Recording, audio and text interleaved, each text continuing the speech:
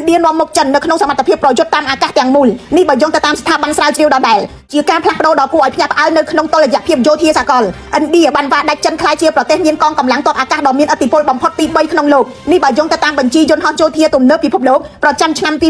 2025 WDMMA ដែលជាស្ថាប័នវិភាគកិច្ចការពារជាតិសកលសហរដ្ឋអាមេរិកនៅបន្តឈរលើលេខ1និងរុស្ស៊ីទី2ចំណាត់ថ្នាក់របស់ WDMMA គ្របដណ្ដប់ប្រទេសចំនួន103កងកម្លាំងអាកាសចំនួន129និងយន្តហោះយោធា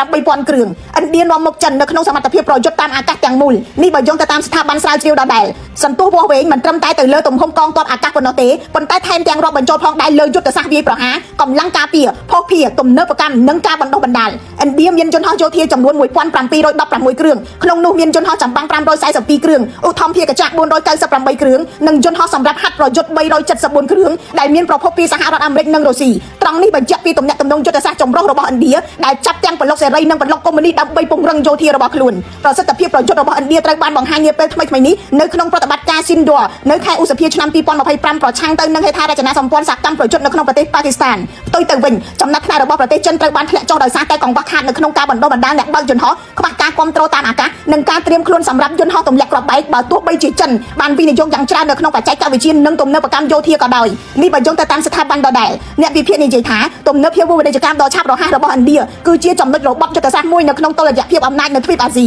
របាយការណ៍នេះក៏បានឆ្លុះបញ្ចាំងដែរថាភាពរឹងមាំនិងការត្រៀមខ្លួននៃកម្លាំងទ័ពអាកាសរបស់ប្រទេសមួយនៅពេលនេះគឺជាគន្លឹះការពារខ្លួនហើយក៏ជាវិធានសម្រាប់